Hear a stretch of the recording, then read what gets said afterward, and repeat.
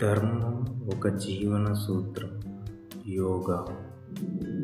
ఉరుకుల పరుగుల నేటి ఆధునిక ప్రపంచంలో చాలామంది వ్యక్తులు నిరంతరం ఒత్తిడికి, నైతికమైన గందరగోళానికి, భావోద్వేగపరమైన అలసటకు గురవుతున్నారు. సాంకేతికంగా అపూర్వమైన పురోగతిని సాధించినప్పటికీ అంతర్గతమైన శాంతి చాలా అరుదైపోయింది. ఇలాంటి సమయంలో ధర్మం అనే ప్రాచీన భావన ఆరోగ్యవంతమైన, అర్థవంతంగా జీవించడానికి ఒక ఆచరణాత్మకమైన సూత్రం, సంయోజితమైన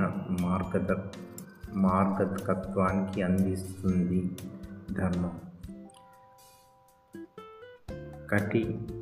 కఠినమైన నియమాలు లేదా సామాజిక నిర్బంధాలు అని తరచూ పొరపడుతూ ఉంటారు. వాస్తవానికి తమతో, ఇతరులతో, ప్రకృతితో సామరస్యంగా జీవించడం గురించి అది సూచిస్తుంది. అది నిశ్శబ్దమైన అంతర్గత అవగాహన. మనల్ని రోజువారీ జీవితంలో నిజాయితీ, బాధ్యత, సమతుల్యత దిశగా అది నడిపిస్తుంది.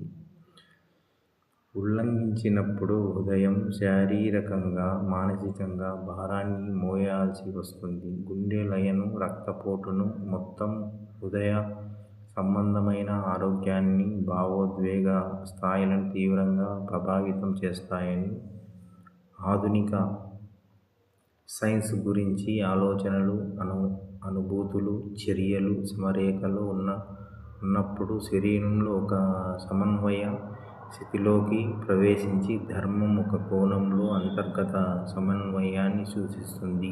అది సరైన ప్రక్రియ. సమాజంలో ఉద్భవించే ఒక స్థితి ధర్మం అనేక ఒక స్థిరమైన నియమావళి కాదు. అది ఒక వ్యక్తి పాత్ర, పరిస్థితిని బట్టి పరిమాణం చెందుతుంది. ఒక విద్యార్థి ధర్మం తల్లిదండ్రులకు, వృత్తి నిపుణులు లేదా నాయకుడి ధర్మం కంటే భిన్నంగా ఉంటుంది. కానీ నిర్ణయాలు తీసుకునేటప్పుడు అవగాహన, సున్నితత్వం, బాధ్యత అవసరం అనే అంశం మాత్రం స్థిరంగా ఉంటుంది. అంతర్గత సమన్వయం. ఒక కార్డియాలజిస్టు తీవ్రమైన ఒత్తిడి పరిష్కారం కాని అంతర్గతమైన ఘర్షణ, జీవితానికి లక్ష్యం లేకపోవడం అనేవి హైపర్టెన్షన్గా, గుండె జబ్బులుగా, నిస్సత్తువుగా ఎలా తయారవుతాయని నేను నిత్యం గమనిస్తున్నాను. ఈ పరిస్థితులు కేవలం శారీరకమైన కావు. ఒక వ్యక్తి తన అంతర్గత విలువల దూరం అయిన స్థితిని అవి ప్రతిఫలిస్తాయి. మన చర్యలు నిరంతరం మనస్సాక్షికి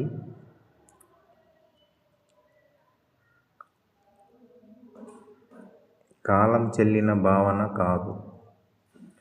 ఆచరణాత్మకంగా చెప్పాలంటే ధర్మం చిన్నవైన, చేతనతో కూడిన ఎంపికల ద్వారా వ్యక్తమవుతుంది. నిజాయితీగా మాట్లాడడం, నిజాయితీగా పనిచేయడం, న్యాయంగా వ్యవహరించడం, ఒత్తిడిలో కూడా దయను చూపించడం. ఇలాంటి చర్యలు అనిశ్చితమైన బాహ్య పరిస్థితుల్లో కూడా అంతర్గతమైన స్థిరత్వాన్ని సృష్టిస్తాయి. నిరాడంబరత్వం, అంతర్గతమైన నిశ్చలత ద్వారా హృదయాన్ని శుద్ధి చేసుకోవడం గురించి హార్ట్ఫుల్నెస్ ధ్యానం నొక్కి చెబుతుంది. భావోద్వేగపరమైన భారాల నుండి విముక్తి పొందితే స్పష్టత పెరుగుతుంది. నైతికమైన ప్రవర్తన అప్రయత్నంగానే అలవడుతుంది.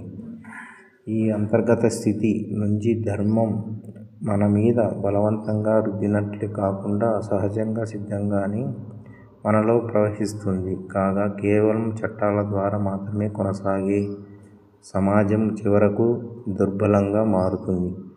వ్యక్తులు భయంతో కన్నా అంతర్గత బాధ్యతతో వ్యవహరిస్తే నమ్మకం బలపడుతుంది, సామరస్యం ఏర్పడుతుంది. పరివర్తన చెందిన వ్యక్తుల ద్వారా స్థిరమైన సామాజిక మార్పు ప్రారంభం అవుతుంది. ధర్మం కాలం చెల్లిన, వేరే యుగానికి చెందిన భావన కాదు. అది ఒక జీవన సూత్రం. ఆధునిక ప్రపంచంలో ఆరోగ్యం, సమగ్రత, శాంతికి అది దోహదం చేస్తుంది. ధర్మం జీవిస్తున్నప్పటికీ సవాళ్లు ఎదురు కావచ్చు, కానీ ధర్మం అంతర్గత ఘర్షణ నుంచి విముక్తి కలిగిస్తుంది. అది అందించే గొప్ప బలం అంతర్గతమైన సామరస్యం. ధర్మం ఒక జీవన సూత్రం.